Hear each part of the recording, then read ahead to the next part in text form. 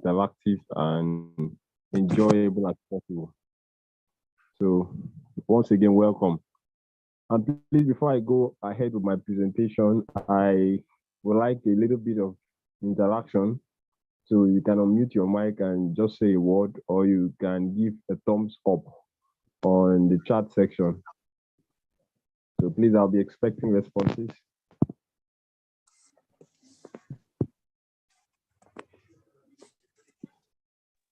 Okay, I'm here, so Mr. DJ, you can go on.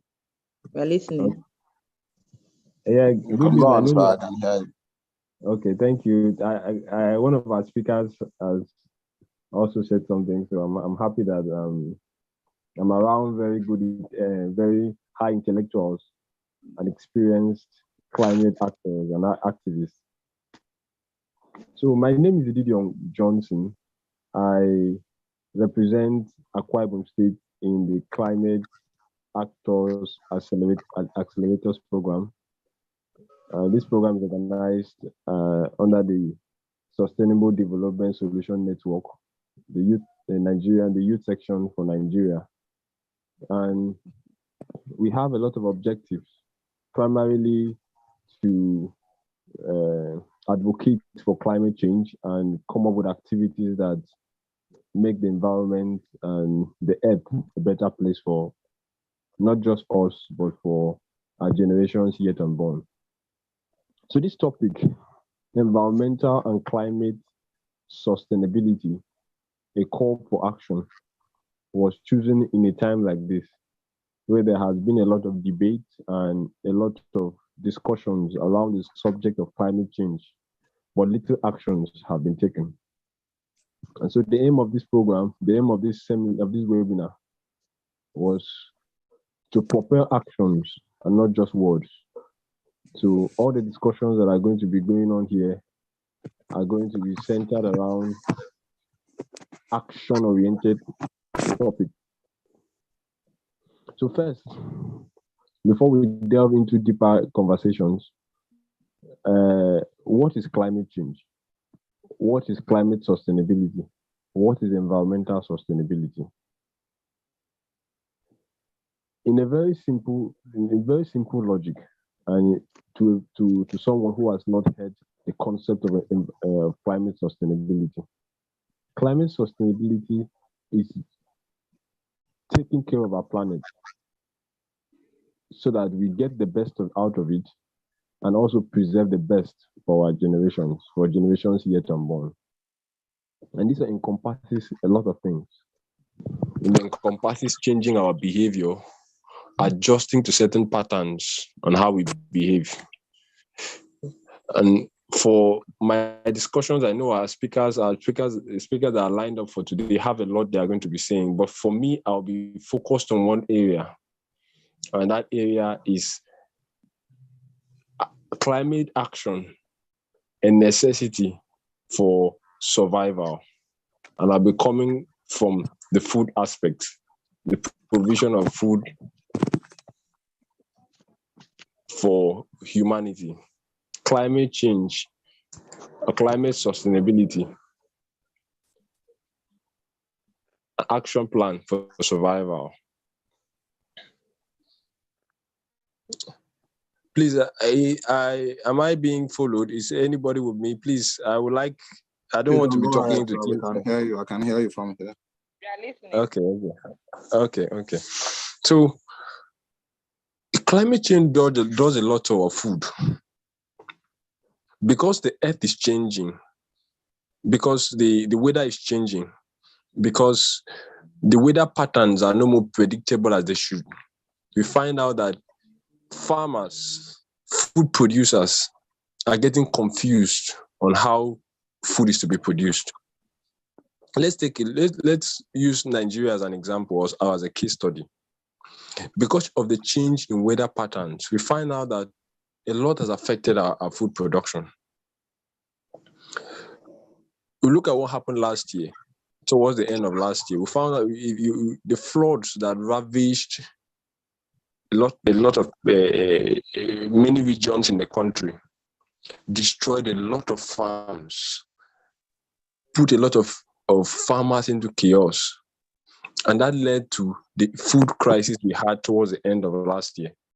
You could see that food inflation rose to about, I think, about 25% towards the end of last year. And this was traced back to climate change. I've decided to delve deep into the impact of climate change because I believe most of us here understand the root causes and the basics. So I'll talk about impacts and how we can take actions against this. The first impact I've mentioned is on our food. Because of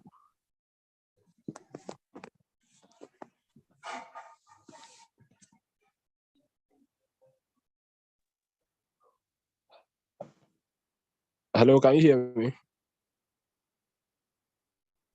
I think your network stopped for a while, but we can hear you now. Okay.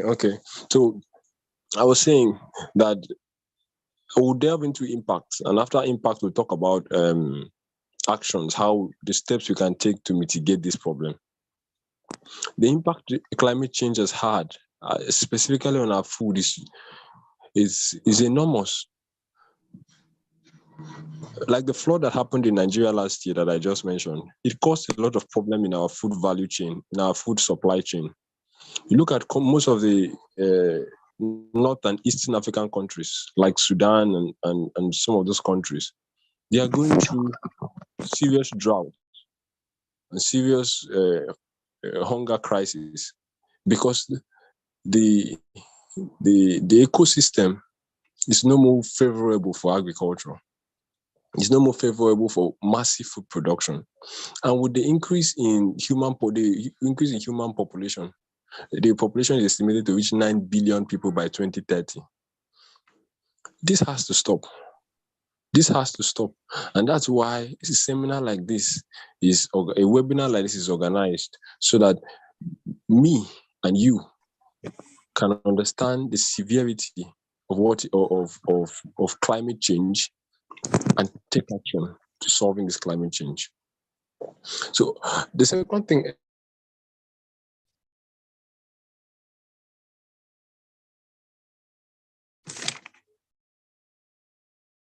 I want to talk about now is the way forward.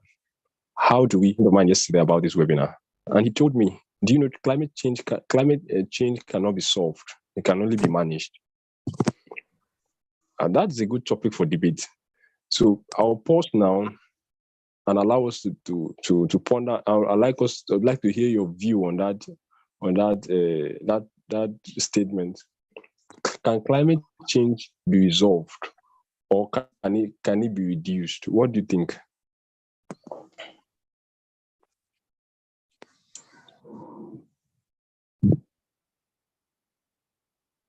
Please, I'm expecting responses. I want to understand what's your take. Is this battle that we are trying to fight an already lost battle, or is this something that can actually be stopped? Okay, I would like to say something to that. Hello, I hope everyone can hear me. Yeah, we can hear you, sir. Yes. So the issue of climate change has, in my own opinion, and as far as we all know, it has come to stay. So the impact is, for me, unavoidable.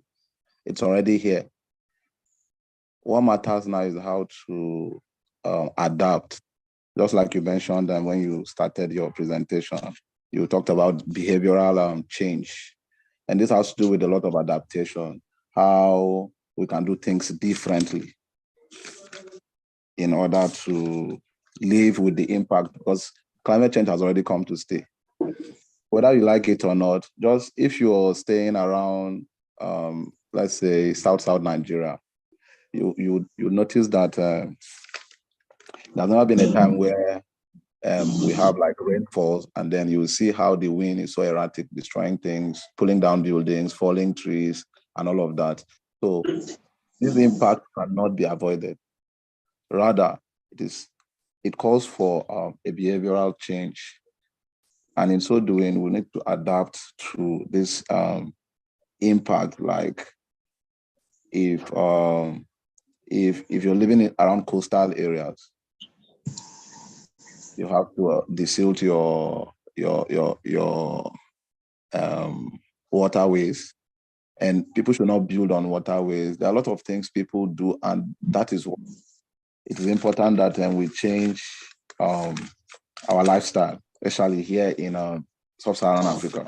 There are a lot of things that we could have, or we should do to reduce the impact. The impact can only be reduced and managed. It cannot be avoided because it has already come to stay. So just like you mentioned, it calls for behavioral change. And that is what this call for action is all about: behavioral change, how we can change our lifestyle in order to adapt to the impact of this climate change. Because for me, I think everyone can make a difference. I know countries are getting it. Hello, can you hear me? Yeah, yes, we I've can. talked a little bit about the impact. So the conference of parties that was carried out in Egypt, I think about 3 or 2 months ago, there were a lot of action plans, countries signed agreement and all of that. But at individual level, there are a lot of things we can do by ourselves in order to try to maybe reduce our carbon footprint and try to lower the emissions of greenhouse gases, because we cannot avoid these things any longer. It has come to stay. It's just about behavioral change and trying to do things differently. So I believe we all can make a difference in that regard. Thank you. Okay. Thank you, Mr. Prince. Please, I would like to also add something. Hello, can we hear? Hello? Yes, we can hear you. Hello? Okay. Yes, please, I'm with you. All right. I want to say that climate change cannot really be solved, just like the state representative has said. It can't really be solved, but it can be managed, because this climate change is as a result of man's actions and inactions. For example, maybe the indiscriminate burning of bushes. If it is stopped, this ozone layer depletion that we are hearing of, or even having the effect, would actually reduce. So my point is that this climate change is as a result of man's actions. So if it can be managed, sustained, or reduced, then we can really say we are on the road to managing or sustaining climate change and its effects. That's what I want to say. Thank you. So over to you, Mr. Didion.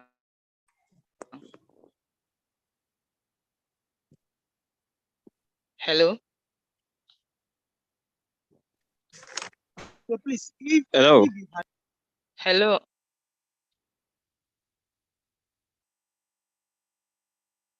I think the network is I can hear you.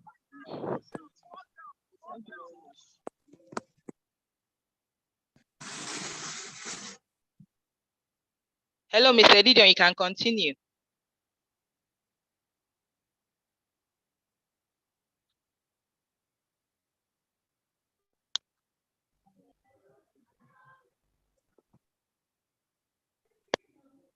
Hello, can we hear?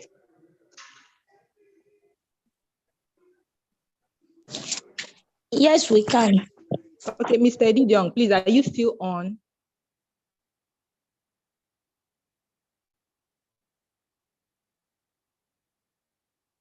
I don't think okay, I think he has logged out. So maybe please, we can move on to Mr. Prince Usoro. Mr. Prince, are you here? Please, can you unmute your mic?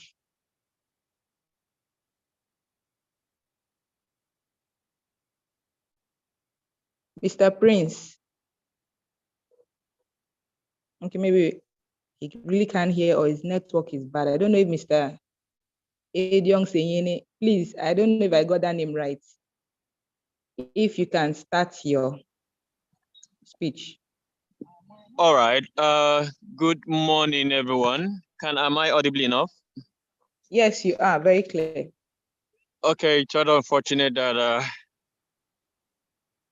we do not have very large number of persons here, but the Bible speaking says, "Where two or three are gathered, I am there." Yes. And I wonder where the young is. I've not seen the young on this call.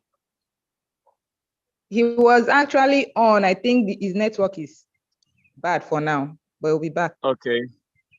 Okay, so let me see. Let me do a roll call before I get to introduce myself and give the talk. I want us to be sure that the four of us that are on this call, we are very active and we can hear ourselves. Hope, please, are you on this call? Yes, I am. Okay, Prince Sarah, how about there?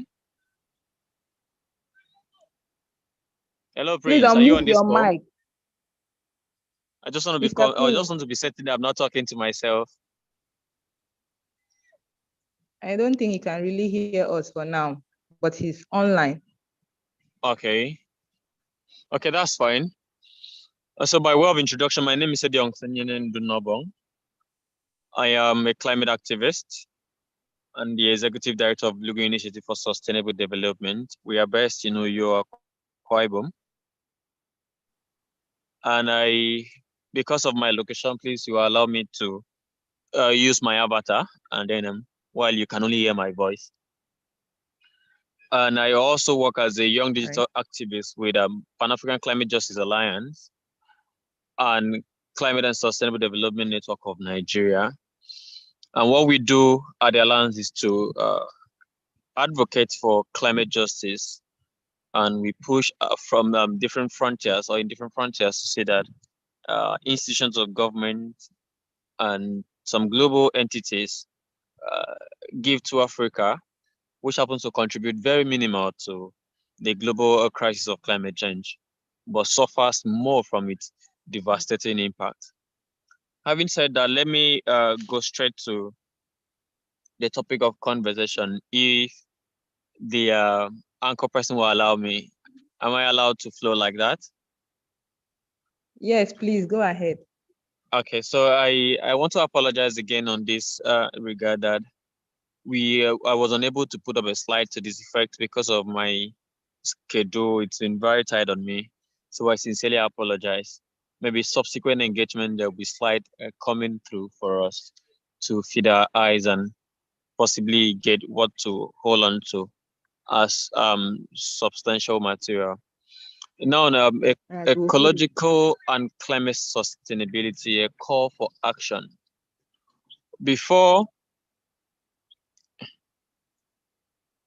Hello, am I still audible? You're very audible. Right. Please continue. The core of this conversation for me is a call for action, but I would like to give a foreground to the conversation by talking to us as to what ecological sustainability is. And when we talk about sustainable development, it has to be either consumption, production, or whatever, even nature, talking about ecology now, it has to be us adopting measures whereby while we are consuming, while we are enjoying today, we do not tamper with the privilege of the future to enjoy the same benefit we are enjoying. So put it literally, sustainable ecology is where, ecological sustainability is where we, as a people, tends to live in harmony with nature, such that while we are enjoying the benefit of nature today, the future, the next generation, still would have what to enjoy without also tempering on what the generation next after them would enjoy. And there are ways we could do this. And there are things we could do. While I joined the call, I was overhearing Prince Usara talk about, a change of attitude and the way we do things. But beyond that, there are so many things we can do. And it starts with us, because it is said that the family is a microcosm of the larger society.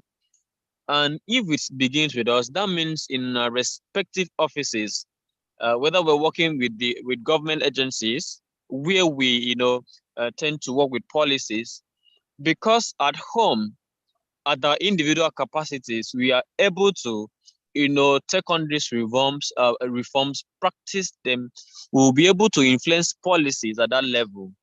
So we have to talk about policy reforms, and then we have to talk about behavioral reforms, and then with this,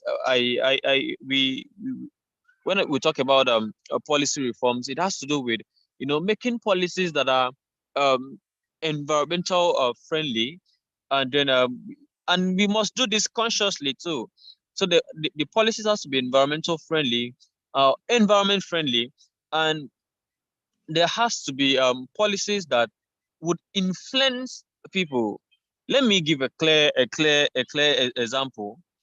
I am joining this call from Akwa Ibom, and there's a neighboring state, Cross River. I remember when Donald Duke was the governor of Cross River State. I was not this old then, but I remember my stay in Calabar about that time, because of the policies of that government, and they were able to enshrine it in the lives of the people. You dare not eat anything inside the vehicle while in the vehicle and throw out the container, even if it is banana peel that we know is biodegradable. You dare not throw out whatever it is you're consuming while in the vehicle outside the window of that car. You would, in fact, your conscience will not even allow you, because the policy framework has been so built such that it was becoming a part of the people. So the moment you find yourself in Cross River and then you see how the street of Calabar is, something will speak to your subconsciousness that, if this place is like that, means these are how the people are, and then you adjust. So you see, the people of Cross River, through the policy of government of the government of Donald Duke, were able to lead a sustainable or ecological sustainable lifestyle. But guess what happened? When Donald Duke left office and there was no sustainability plan, because I believe if there was a sustainability plan, it should have been continued in that manner. When Donald Duke left office, the next governor tried, but if you go to Calabar, even as we speak now, today is Saturday, Calabar is an eyesore. In fact, will be an eyesore to you. So this is where policies of government and institutionalizing it, making it go into the lives of the people comes to play. Now, at the individual level, it begins with what we do at home. I am a farmer, and everyone in our respective home, we farm. So instead of adopting bush burning, why not? We have already done damage by clearing off the trees, the shrubs and stuff that were there to protect the environment, and of course conserve biodiversity. And then we still go ahead to set the soil on fire. So why not, after bush clearing, we gather those things and they even become part of compost for our crops.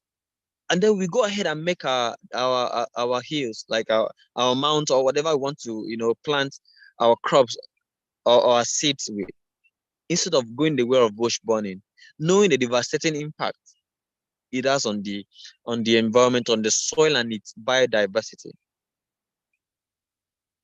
Talking about ecological sustainability. And it's the soil scientists here. I don't know if Prince was in soil science. I remember he was in the Faculty of Agriculture, University of Uyo. But the soil scientists here would talk about the particular nature of the soil. And when you consistently set the soil on fire, the soil will lose its texture. And the whirlwind stuff, the people in the north are talking about sand dunes as a result of drought and stuff. And with small rain, you find out that the soil will be eroded and would have lost its originality. And when you go back to cultivate on that soil, you wouldn't have the required yield as expected. And by that, our action now, we would have, contributed to climate change. the things we are trying to fight, the things we're trying to combat. So you find out that globally there's reports that agriculture contributes most to emission of greenhouse gases. And greenhouse gases happens to be one of those gases that are causing climate change. But if you adopt this technique of doing away with bush burning and go the route of environment friendly cultivation of our crops, we would have see how to reduce the greenhouse gas emitted from the agricultural sector. Now, talking about our habit now, let's bring it down to the home. A lot of us, we drink sachet water, we drink bottled water, we drink carbonated drinks and all manner. And we even make it a lifestyle that if you see people that boil their water, treat their water at home to drink, they appear to us to be poor people. And then so some of us that can buy, in fact, let me put this, it's just for rumor's sake, you see people when they drink from sachet, even sachet water that is still not encouraged or shouldn't be encouraged. When they drink from bottled water, someone will buy one bottle of water 100 and will carry that bottle with him or her to whatever distance, and you see the pride he or she is taking in drinking from bottled water. And guess what he or she does after drinking? Finally, when he decides to dispose of that waste, he will throw into the gutter. How sustainable is that lifestyle? So after pulling off so much ego, drinking bottled water, you end up doing something stupid that you will end up regretting. It is said in our common parlance that he who urinates into the river, if he does not drink it at that spot, his cousin, his uncle, his relative, however, somewhere, will get to drink from that river source. So the waste we throw into the gutter after exuding so much ego will end up blocking the waterways, and we're talking about flood and all of those. Now let me move to the call to action. What are those things we should do? Because like Prince has said, I will want to agree with him. Climate change is real. Climate change is here. And all we need to do is to adapt. And I don't know if I would want to, before I talk about the call for action, share this thought with us. Because I know a couple of us on this call are on the CCA project. And then trainings must have been going on.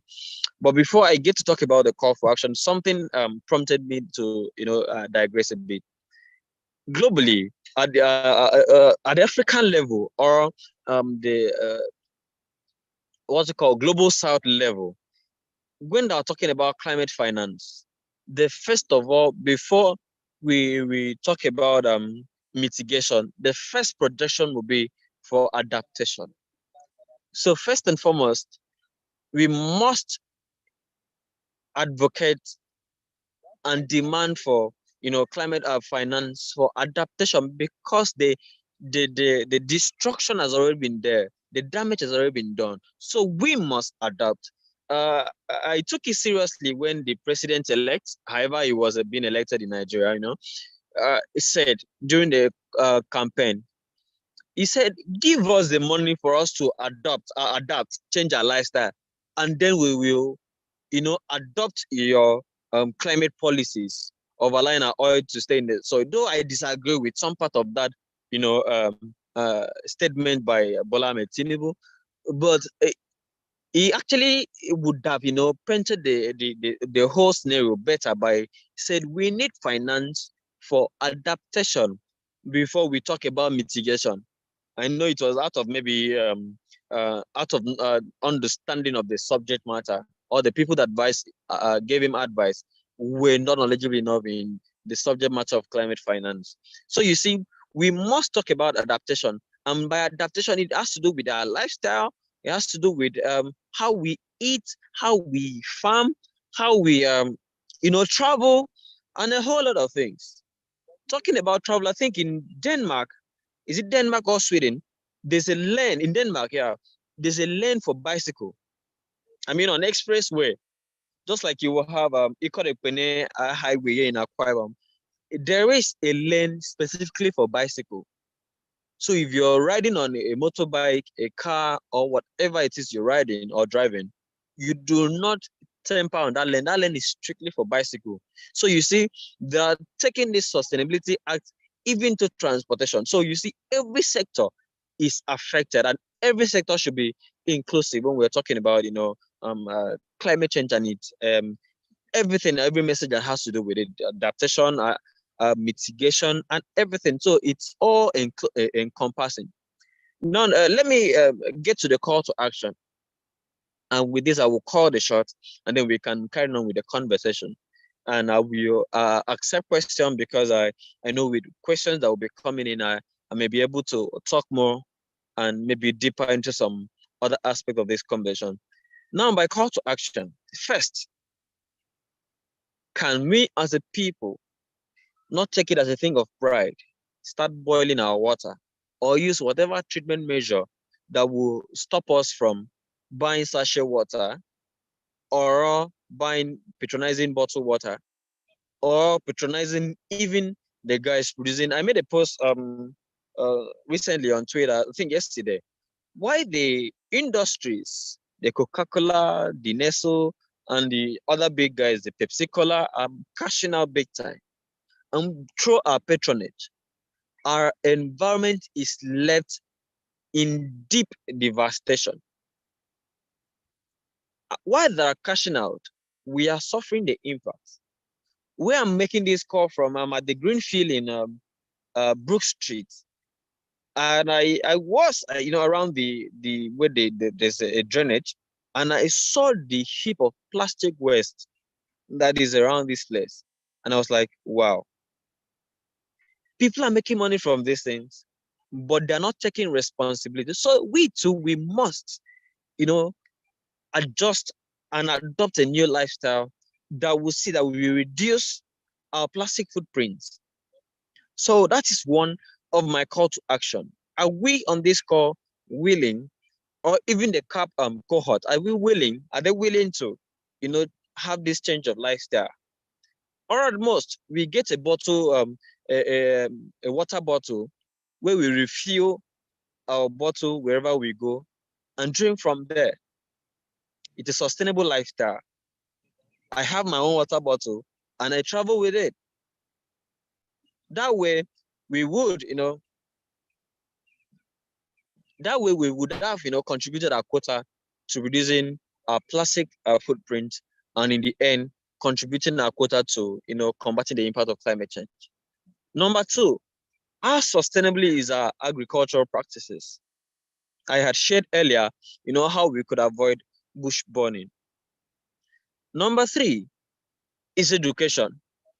I was expecting, that was why I was skeptical, talking earlier when I saw just 4 people, including myself, on this call. But I know this conversation can be, shared widely. But the place of education is very important. How serious do we take climate education? Because I saw a video yesterday online where a community, I don't know where it is, where a community were destroying a solar panel farm that was set up for them, on the notion that the solar panel causes drought and they do not have rainfall as they should because of the solar panel. So you can imagine the level of ignorance in that community. Meanwhile, they were given something very sustainable source of energy. I mean, massive solar panel farm, but they went on a destruction spree, and they were videoing it with so much pride, and the video went viral. So we should take climate education seriously and see that we educate, just like the Bible says, for those of us that are Christian, talking about preaching or taking the gospel to the uttermost part of the earth. We should take climate education to the least person. And one of such ways we could do this is by translating into as many languages as possible.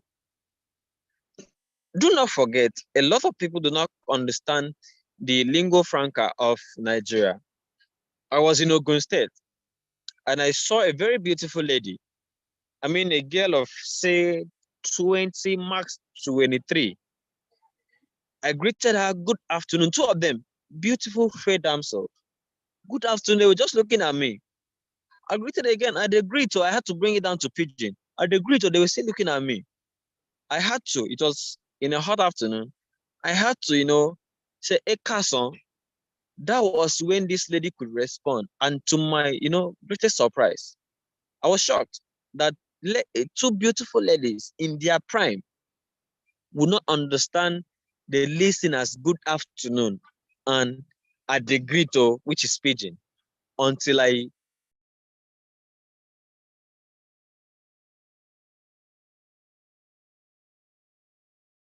were able to, sorry about that, respond on Ekasonsa, Ekasonsa. And I doubted they actually understood what Sa means. So we should take climate education very seriously and see that we talk to everyone with the language they can understand. That way, they would, we would have, evangelized so many people into adopting.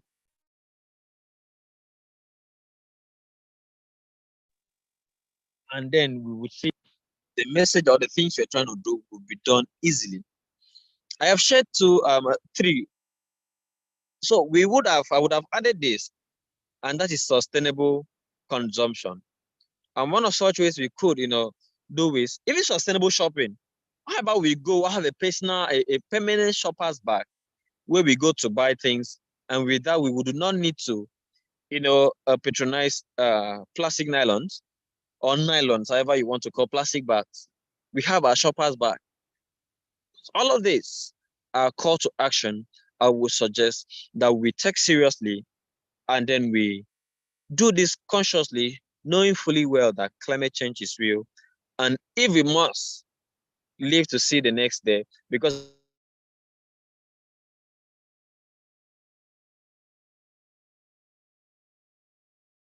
like people, that nature has a way of taking care of itself, we would in the end, have nature do away with us and see how to rejuvenate. Ladies and gentlemen, at this point, I would like to say very big thank you for the opportunity. Thank you for CAAP Akwa Ibom team. And thank you everyone who has given me their time to listen to what I had to say. Thank you. I'm open to questions and input. Thank you once again. Thank you very much, Thank you Mr. very much. Thank you. That was a very, very interesting presentation. For one, I have like 2 or 3 questions, but I think we should allow Mr. Usoro to go ahead with his presentation. I really enjoyed the session, sir. Thank you. Mr. Usoro, please, are you ready to come online? Yes, I'm here. Thank you very much. Thank you very much. I hope everyone can hear me. Loud and clear. Yeah, we can hear you. Thank you very much. Okay, I'd like to start by a brief introduction of myself. My name is Prince Usoro. I'm a mentee and an affiliate member of the Women Environmental Program, an NGO based in Abuja. I'm a member of the Young African Leaders Initiative Network and a sustainable environment enthusiast. So, very thrilling conversation we've been having so far. I've learned so much, very insightful presentation by my senior brother, Mr. Johnson, and also Johnson. So the topic is for discussion is actually environmental and climate sustainability, a call to action. For me, the whole discussion around climate change has always been around. Let's say the past 10, 15 years, people have been talking about climate change, but most times I don't, when we're having conversations like this, I like to bring it home. When you read on online or you hear from these big media houses, you hear of rising sea levels, stuff like that. These are things that the ordinary people living in our communities don't even know about. So most times when we're talking about climate change, I try to bring it home. So if if you're living within your community, the impact of climate change is there, is visible. You cannot deny that. If you're walking across or in a street within Nigeria and there's a little rainfall, everywhere is flooded, the heat wave is something else. And so the question is, what do we do? Because I wouldn't want to go into the whole definition of sustainable environment and all of that. It's there. Climate change is here to stay. What do we do? A call to action. And because of I have a soft spot for food and agriculture, so I'm going to come in from that standpoint. So we all know that climate change has affected food production globally.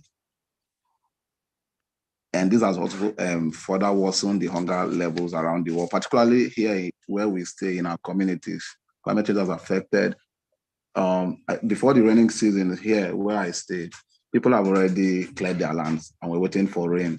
While most other farmers were just reluctant because there was no sign that it's going to rain, and then the rain would just come unexpectedly and stuff like that.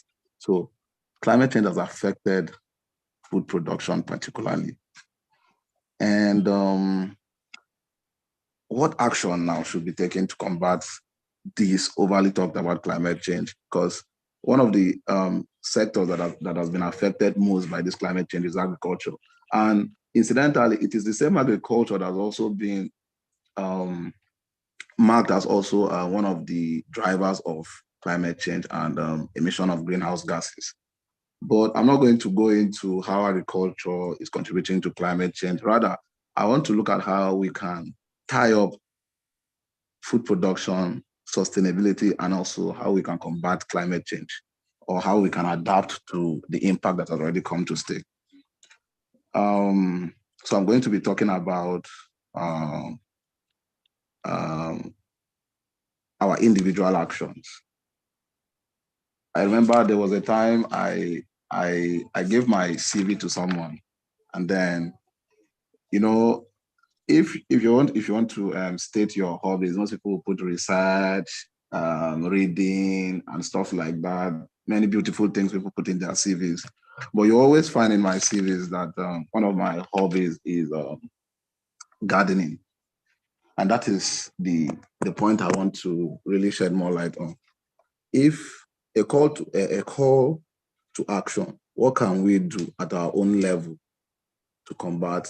If we're talking about, okay, Mr. Johnson talked about how you can reduce your footprint or your carbon emission by maybe taking a bicycle, reducing the number of times you fly and stuff like that, bush burning, a lot of things. But an ordinary person living in our community has never been in a plane. They don't even have vehicles, although all these things are also contributors of greenhouse gases. But these people they are the most affected. The local people around our communities are the most affected by climate change. And then they also are, in a way, contributing to mitigating the impacts of this climate change.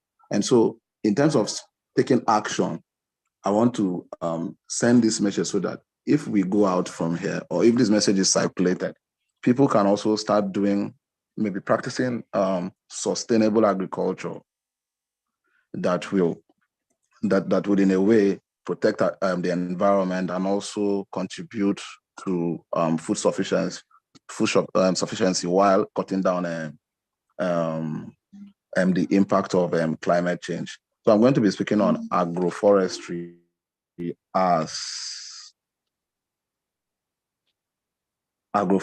role of agroforestry in climate change mitigation.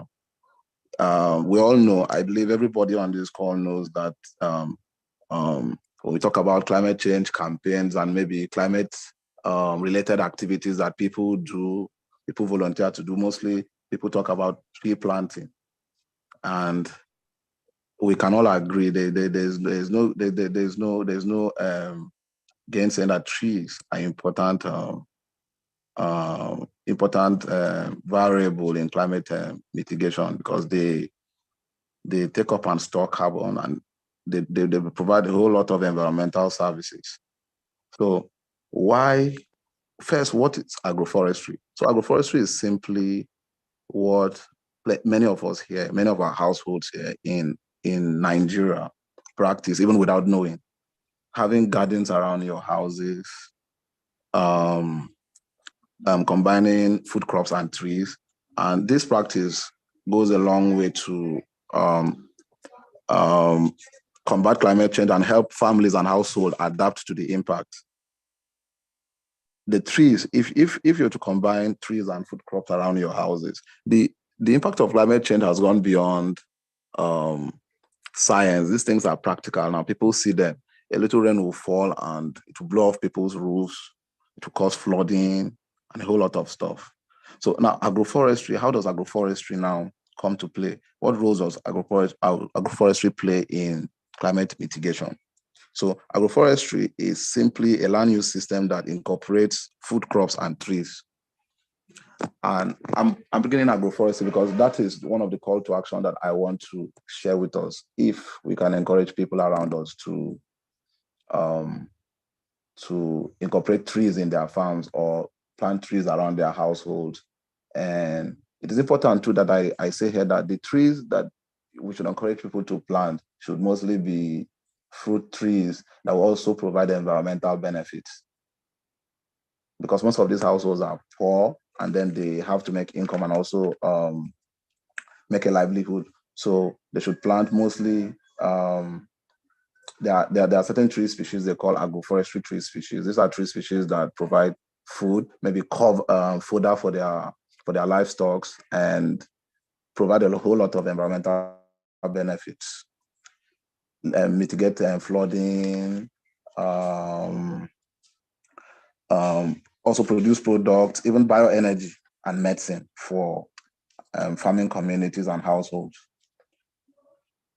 So the environmental and climate sustainability call for action now. I'm not proposing and advocating for tree planting, but not just planting of trees, because people have been planting trees. People have been getting even donations and funding to plant trees, but most times it's just for the camera.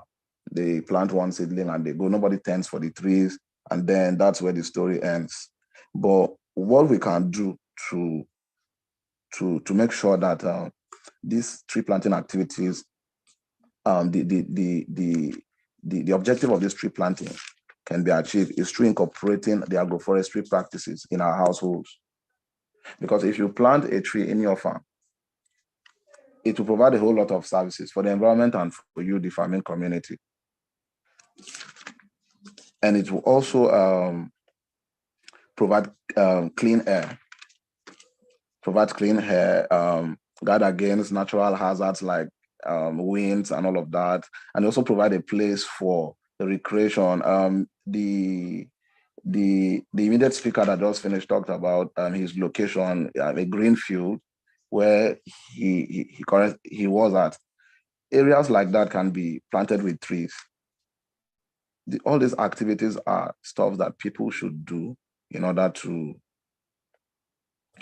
contribute to climate change mitigation within our communities. So I don't know if there's any question or reaction to that, please. Please, I don't. Is there anyone with any question?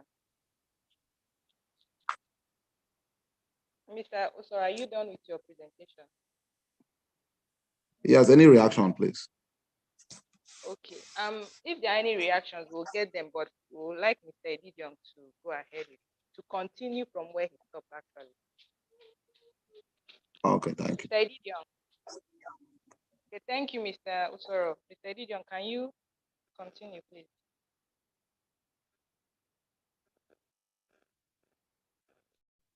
Hello, Mr. Edidion. Thank you very much. Please, can you hear me? Yes, we can hear you.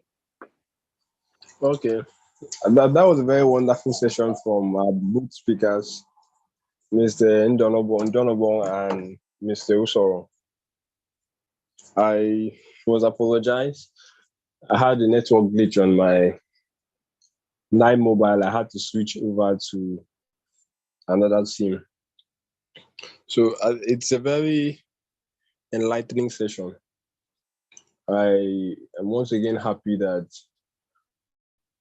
I can get to interact with like minds. Like the Bible says, iron sharpened iron. I believe that can apply to all scenarios. There's a story that I want to tell.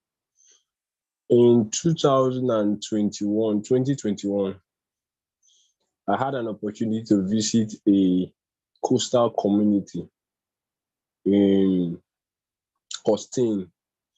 Costain is a coastal community in Delta State, and it's mostly a fishing community, it's an artisanal fishing community. And I saw firsthand the impact of climate change and the impact of environmental disasters. I saw firsthand what could happen. At a particular time, I think it was about 7 or 8 o'clock in the morning, you could see a very massive destruction of the entire community. When I mean the entire community, everything in the community was destroyed.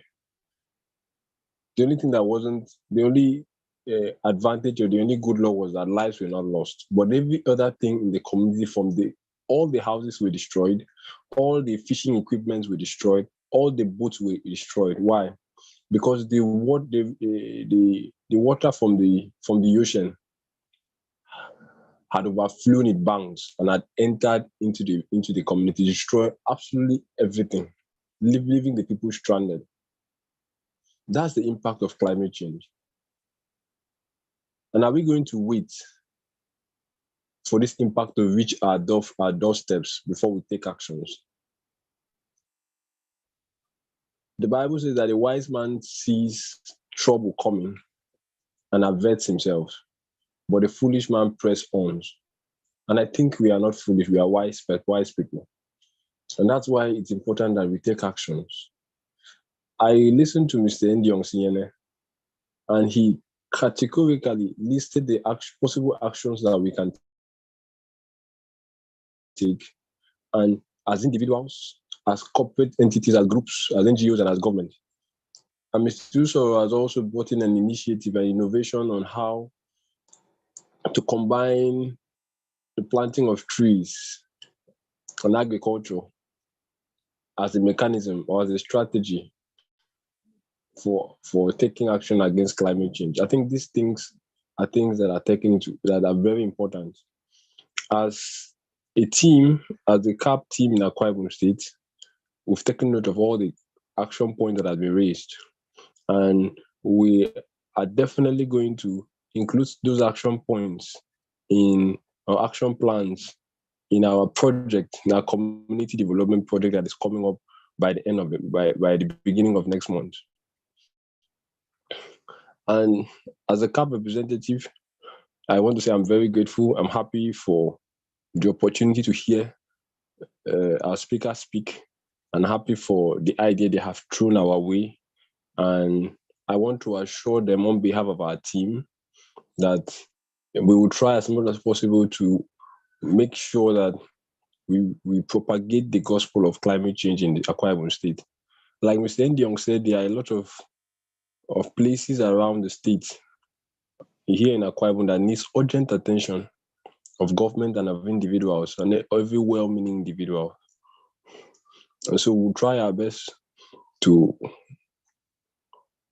push these action plans out there, submit advocacy policy documents to relevant people that have the capacity to take action. And so that's, for me, I'm also very pleased with our moderator, Ms. Good News. Thank you very much. So that's from my side. Over to you, Good News. Thank you very much. Continue the moderating session.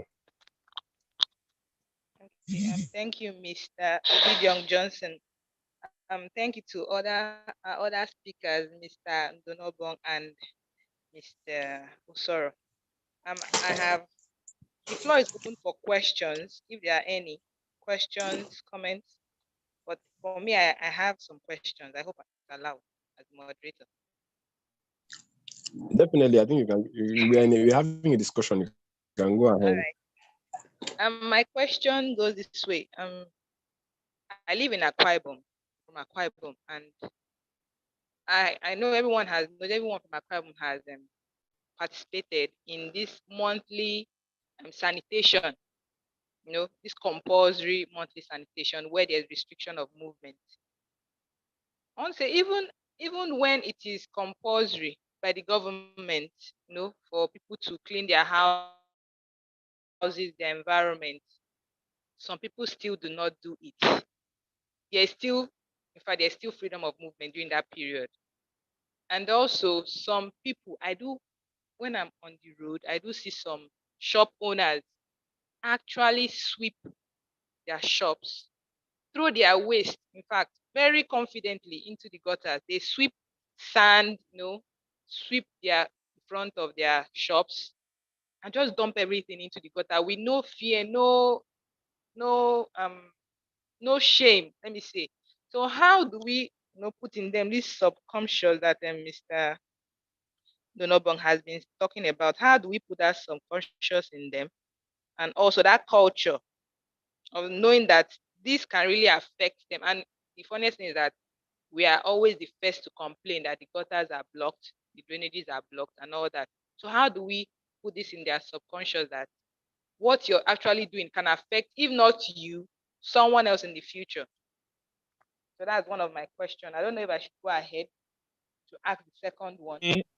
Let me address this. Also, I have a very short memory span. So let me address this because I have the solution already. I run a program on my virtual TV space, ANTV. I tag it environmental research.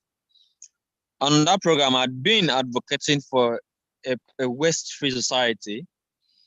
And one of the solutions I have proposed over the years, which I pray you help me amplify my voice, is what I call own a gutter campaign, or own up your gutter campaign.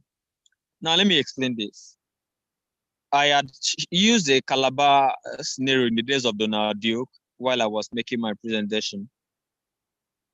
And bringing it back to Akwa Ibom, fair enough, we are both in Akwa Ibom State. And I think the majority of us on this call are from Akwa Ibom. We have the people they call environmental sanitation people, something. I don't mean Akwa Ibom State Waste Management Agency. There's these other ones that go to people's shops to collect money. They say the environmental fee. And you see that these people do not do anything. And are even supposed to act like environmental police. Checking the hygiene conditions of your marketplace, of your stores, and your where you sell food and all of those. And when these people to talk about the endemic corruption in the system, when they go to places like the eateries around you, all they need to do is to go and get money from those people. And you pass along crunches on Aka Road, on Oran Road.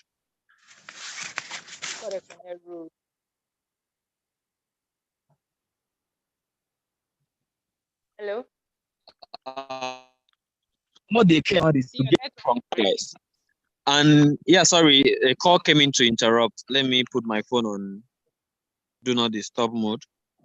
So now, you pass along those places and the smell that will come out from the gutter will not even permit you to go into those places, except you just want to go in for for going inside.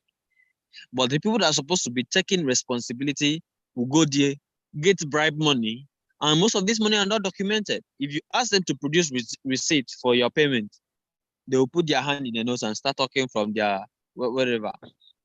So you see how corrupt it is. Now, the own a gutter campaign is this. You have a shop, you own a house, you live on a street and there are gutters there. And this is why I don't even encourage the ban on I think something happened in Lagos State where the state government was sued for stopping people from going about their business on Environmental Sanitation Day. And the people won the day. And that has stopped in Lagos. As we speak now, any sanitation day in Lagos, people can still go about their business. So if there's no restriction of movement, but you enforce the own your gutter policy, whereby if the government or its agent comes to the front of your shop and they see any waste in your gutter or the gutter in front of your shop, either you are arrested or you are fined heavily. That way, and the people take it seriously, do not collect bribe like what the snail was painting with the environmental sanitation guys. They wear sort of carton color uniform. If you get to see them. If this is implemented, you find out that, oh, even before sanitation, let me not keep it before sanitation day, so it will not be overburden on me or overburdensome on me. You will say they will clear up the gutter every day. And that way we'll have free water flow. You will see that there will be a ripple effect of this particular action. The gutters will be free. The issue of flood will be drastically curtailed, and a whole lot of other components that has to do with devastating impact of flood and stuff. So that is one solution. I feel that if the people take it seriously, and the government, being that the power lies with them, even if it's to empower the Akwa Waste Management Agency to do this, they have the wherewithal. All they need to do is to put up a policy framework and enact it into law. If you are caught with the gutter in front of your house, on your street, in front of your shop, being filled with waste, this is also amount of fine you are going to pay, and all of that, you will see that the result will be drastic. And I want to believe you at CAAP, people at CAAP, you will be able to push the frontiers of this convention to see that we make the loudest noise. Thank you. Okay, thank you very much, Mr. Thank you very much. For that reply. And please, does anyone Have have an excellent idea. that? Okay, if there is no more addition, I have another question. We all know that sometimes, even though some people, when they drink water, like Mr. Ndonobong has said, when they drink water from these plastic bottles, they throw it anywhere. And there are some children, or even adults, they pick these bottles and they resell them to especially market women, even those that sell this, Zobo, they sell to them. There is a man I used to see at, can we hear, please? You can hear loud and clear. I'm hearing you very well. There's a man I at, can hear you. there's a lane or a line on that's around a wet housing. I think that line should be that M line or N line. I usually see that man wash these plastic bottles in their large number. He washes them, and I don't want to think, he washes them in the gutters. The water there, he uses it to just like rinse out the bottles and put them into this large nylon, like maybe to pack them and go to sell them to market women or wherever. But my concern is that he washes them in the gutters and no one is saying anything about it. Sometimes when I see him, I'm afraid to even get a picture of him so that I don't get maybe beaten on the road, because most times the lines there are usually very lonely. So I don't want to think what the man does with those bottles or where those bottles end. And also those bottles they sell with red oil, groundnut, or even groundnuts, Zobo. Where do they come from? Is that also a form of, let me say, sustainable behavior? Because those bottles are not burnt, they are not, thrown indiscriminately, they are reused. Is that a form of sustainable behavior? That's my question. Is it also healthy? That's another one. Is it healthy? Good news. Thank you for your question. I have an experience working with reused and upcycled plastics. So let me share my thoughts. I was in an organization that try to go into that line of business for the purpose of what we call the circular economy, trying to reduce the release of this plastic materials into the environment. I think the plastic market is a growing market in Nigeria. When I mean the plastic market, the upcycling, recycling, and reusing of plastics is an emerging market. And it's a market that has not grown. It's still in the baby stage. And so we have a lot of misdeeds, like what you said. Probably that man is washing those plastics because he will sell them to market women or to use for oil, or he sells them in bulk and they are being shipped to Lagos for upcycling or recycling. What I think can be done, I think the government needs to step in. The whole issue boils down on lack of knowledge and information. I think to a very large extent, the government do not understand that this is a market that is emerging. And like any emerging market, there has to be control. There has to be some level of government interference. Government trying to set up the environmental parameters of the market, the business. So I think government have a role to play because, like you said, the hygiene comes into play.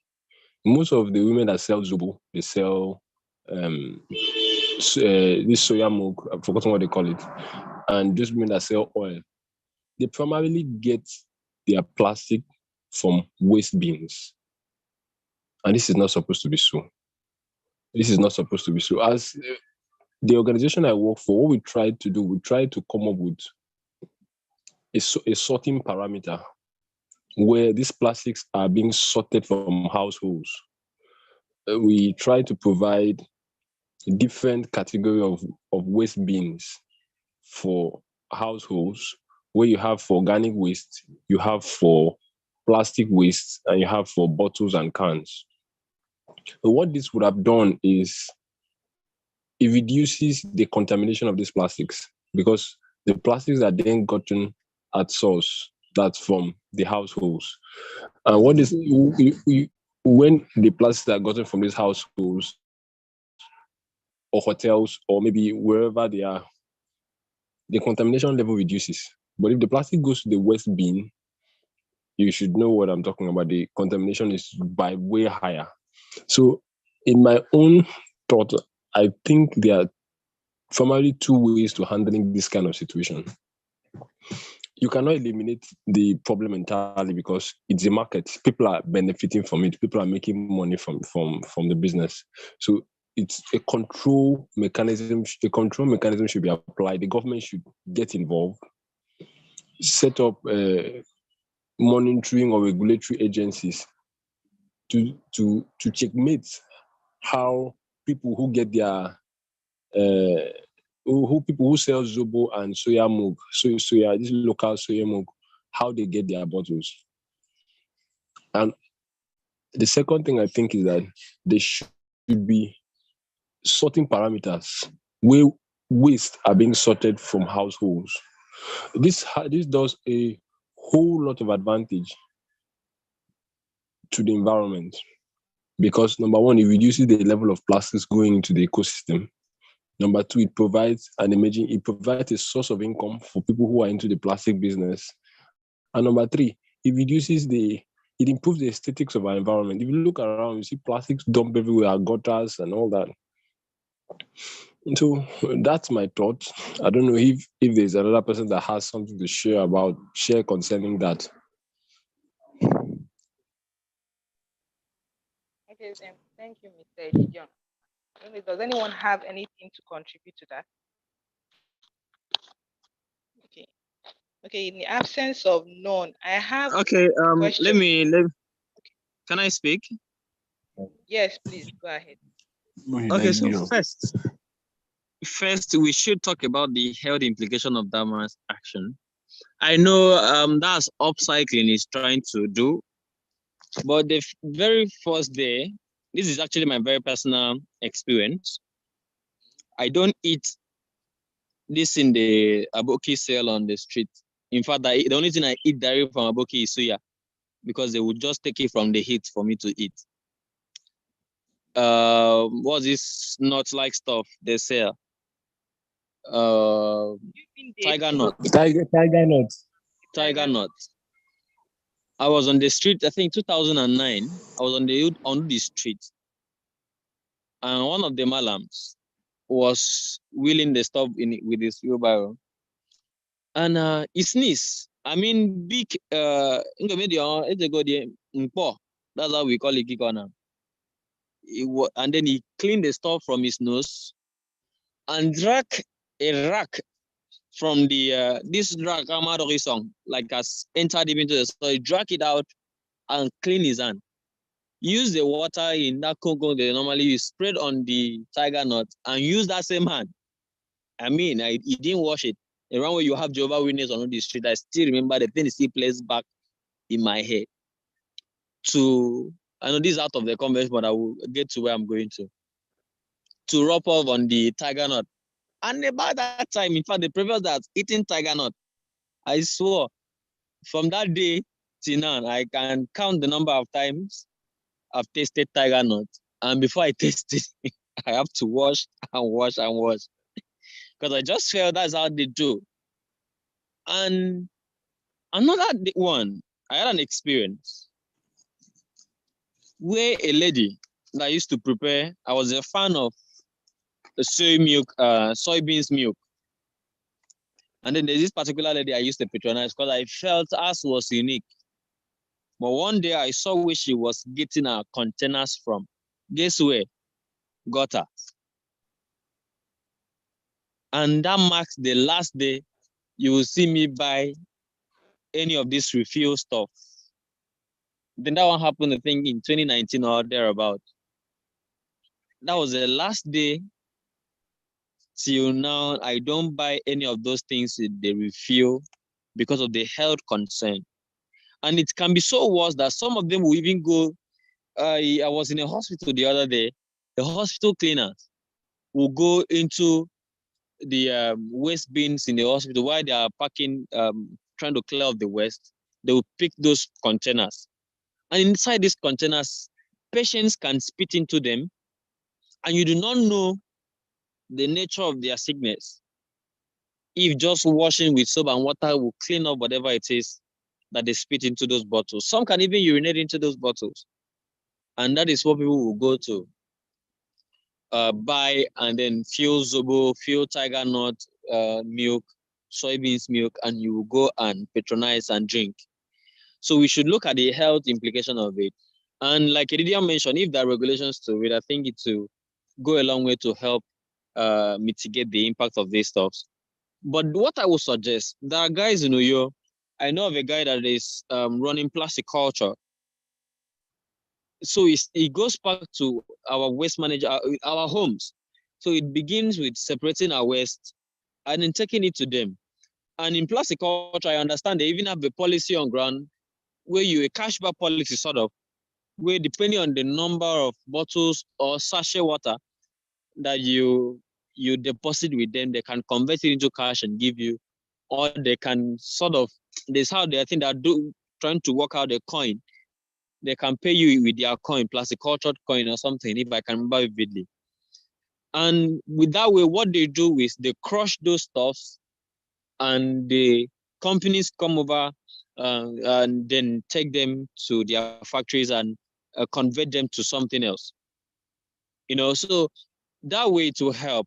So when next you see him, remember I had talked about climate education. When next you see him, try and be friendly. Talk to him, ask him what he does with the stuff. If he upcycle them to the people that refill this container with tiger nut milk or whatever, even oil, you advise him to take it to the people that will crush them and recycle them into something else. That way you would have helped solve two problems that I can remember now. First, the health implication of multiplying sickness in the society, and two, the environmental problem we are all talking about.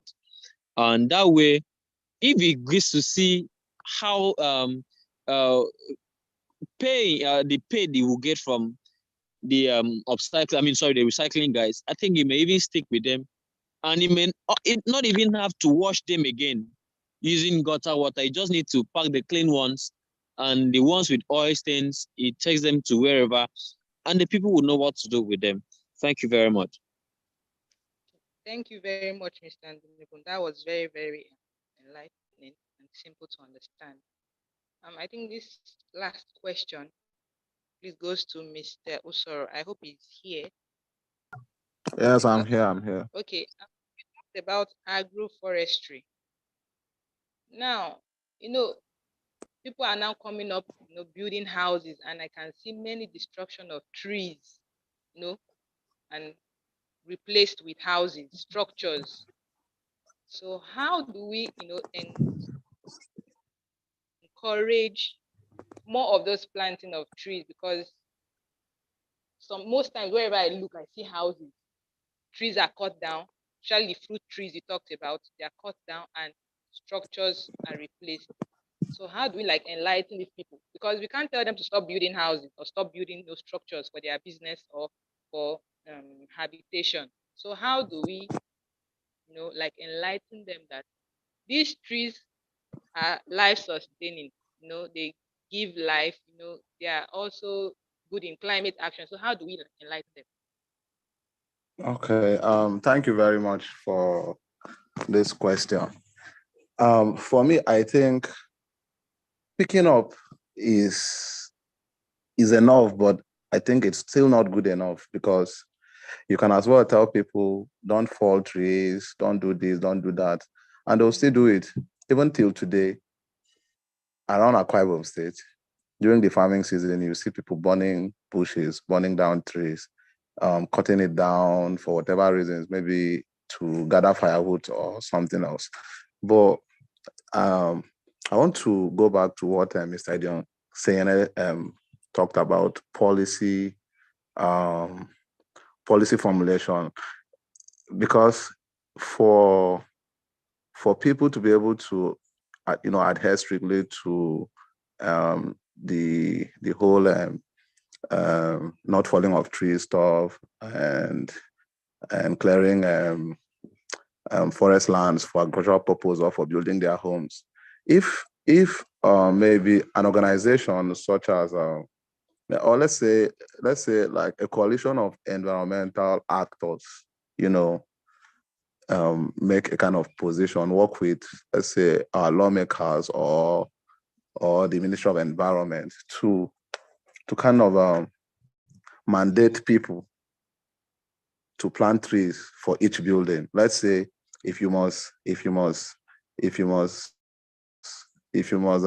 okay, let's say, for example, if you're to obtain maybe a certificate of occupancy, for example, for your residence, you have to plant trees in your house. Or if you're building a house, part of what, let's say the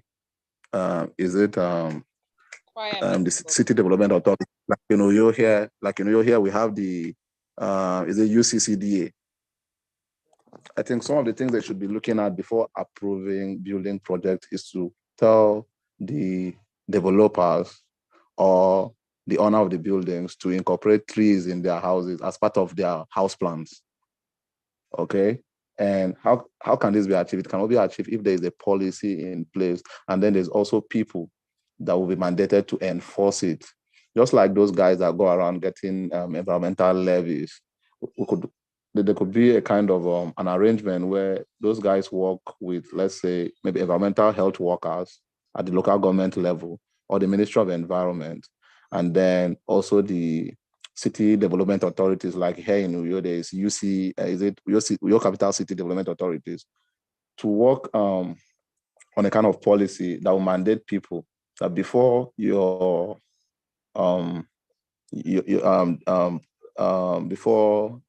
you are given approval to carry on with your building project, you must plant trees. The same goes for bigger contractors, like, let's say, the lack of Hensex and Julius Berger.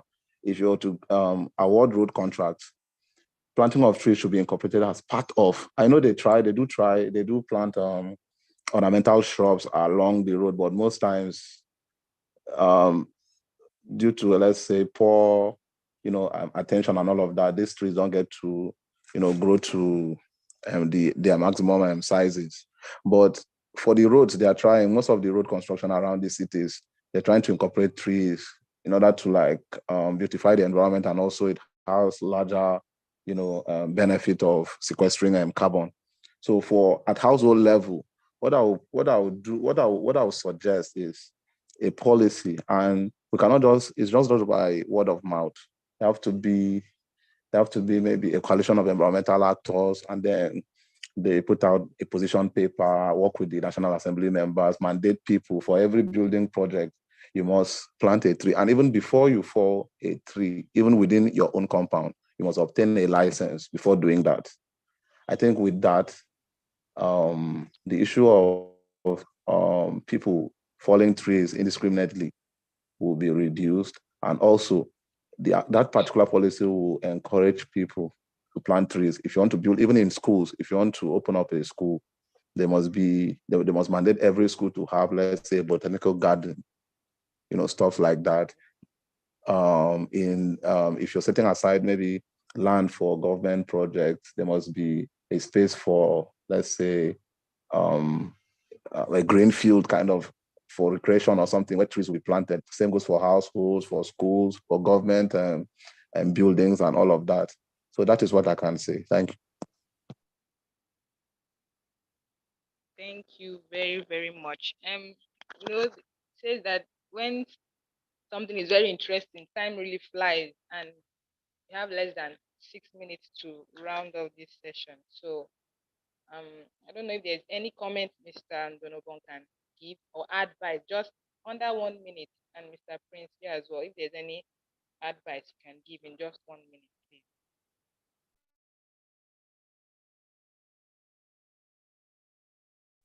Okay, today is Mother Earth Day, and it's marked globally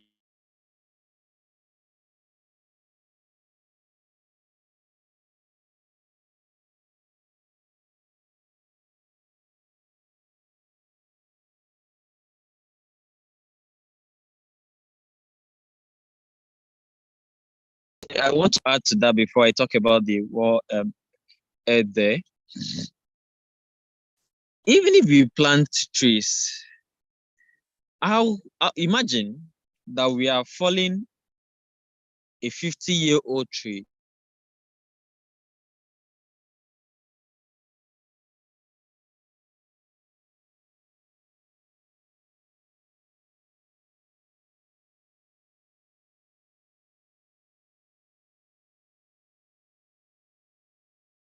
Of trees. Hello. Okay. Hello, can you hear me? Yes, but it was breaking. Please, under 1. We can hear you, but okay. I think you have. Okay, is it audible now? Yes, we can hear you. Okay, so I was talking about the idea of plant a tree, yes, go ahead. when you cut a tree and all of that. So I want to suggest, instead of planting a tree before cutting a tree, you would cut a 50-year-old tree and plant a 3-month-old tree. And we are talking about carbon sequestration. What would be the amount of carbon a 3-month-old tree would absorb compared to a 50-year-old tree that you've just hewn down? So I would suggest, instead of waiting till when you want to cut, you plant, we plant continuously, so that it should be in a manner that we have in the forest. We have this canopy-like, foresters will know how to put it best. But in the forest, we have stratums of canopies. That speaks of years of height of trees in the forest. So that when this particular canopy is taken off, that other canopy is sufficient to take care of or to fill in that gap. So we should, practice the habit of continuous planting of trees, whether economic trees or whatever, so that whenever we are cutting a tree down for whatever purpose, we would not have immediate impact being released on the environment as a result of cutting down a particular tree. Now back to today. Okay. I said earlier that today is marked the world over, and every 22nd of My April. add something to that. You say? About No, I Prince. want to Yes, we've been Yes, signaled to round off, please. I don't know if we can. We need Okay, to round off.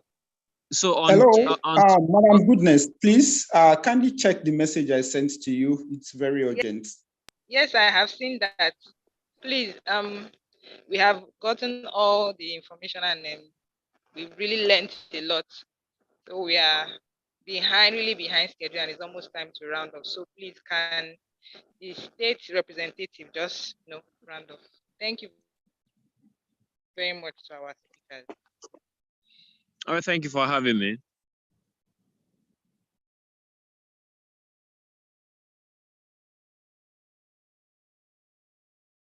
Didion, are you here? Okay, maybe I he's don't not think he's here on because the I call. want to really thank Mr. Ndunobong.